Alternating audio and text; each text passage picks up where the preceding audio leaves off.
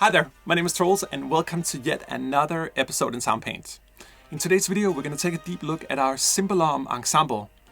We went to Slin in Europe, this beautiful orchestral hall, and I got an array of 5 dulcimers or cimbaloms and played them together just to explore what would happen when we play things in ensembles. For me, when I think of orchestral ensembles, I tend to think of violins. You may have a solo violin, you might have a chamber ensemble, you might have a full ensemble, cellos, French horns, trumpets, flutes, whatever. But those are traditional orchestral instruments. What about all the instruments that are not conventional? For example, the cymbalom or glockenspiel. We have another library in Soundpaint where we did a glockenspiel ensemble. That was the first one I ever did in the sort of alternative realm. And that taught me one thing, that you might think you know what a glockenspiel is, but when you have a whole array of them, it becomes so much more. So I decided to do the same with the cimbaloms. I say we just start by exploring the parts here. A couple of you guys have requested in the other videos that you would love to hear just the library in a sort of core condition. So I'm just going to take you through the parts here in their sort of raw, naked state. And then after that, Nicholas Semrad is going to take over and really take the Cimbalom ensembles for a crazy, wild spin. And let me just play you through the different microphone positions here for the close, Decca, and the wide.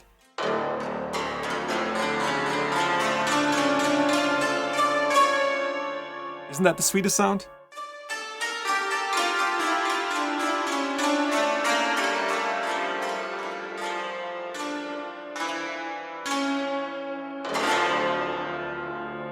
And the wide microphone.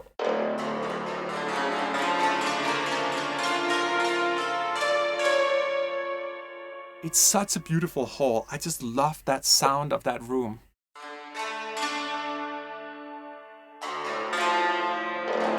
The Bartok articulation is interesting because it's played with this sort of unique mallet that almost has that sort of plucky, harpsichordy feel. We also explored the instrument in terms of tremolos. We did both muted tremolos and picked tremolos and short tremolos because the cymbalom is just such a tremolo-like instrument. So here are the different ones here, beginning with the muted tremolo.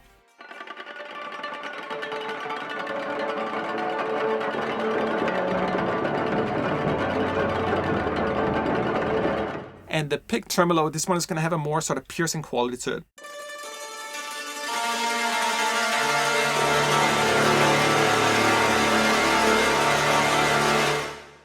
I'm so fascinated sometimes with samples because we have 5 players per note. 5, 10, 15...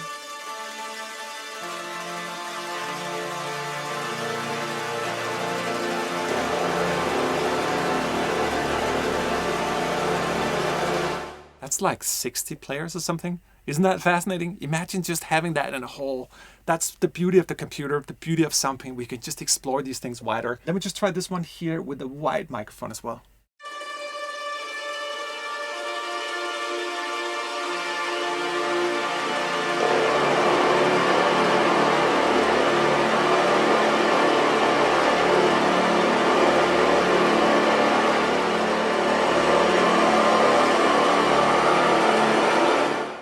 Here are the short tremolos.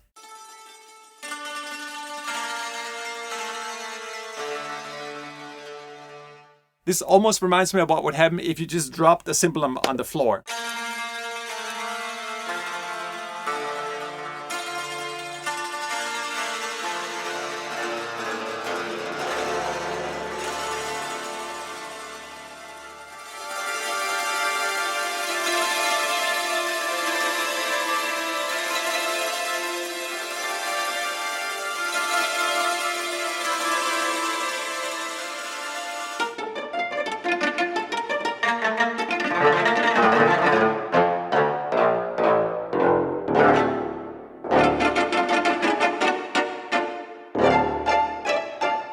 Now, because the dulcimer is played with these unique mallets, we also recorded sort of different intensities of them. This is like a hard staccato, so more articulated, sort of percussive, pointy kind of sound.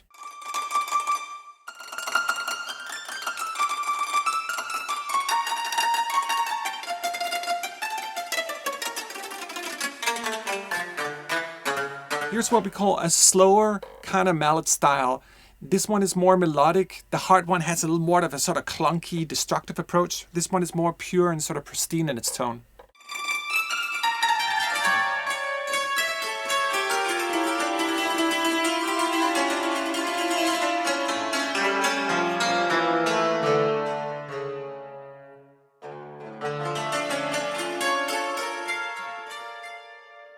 They are staccato notes, so they don't sustain for that long, but really good for those sort of more fast percussive kind of articulations.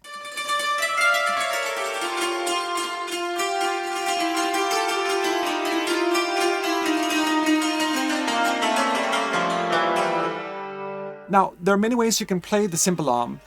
It's obviously a percussive mallet-based instrument, so we've gone through the tremolos, the staccatos, different kind of playing styles, but there's sort of a unique rolling way you play it.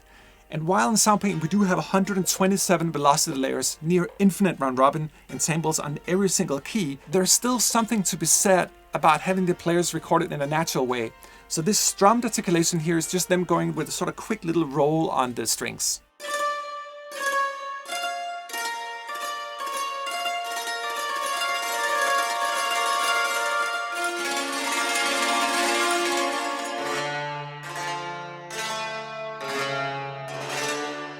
Here's one of my favorite articulations, the sustains on the Decca tree here. Just a beautiful sound.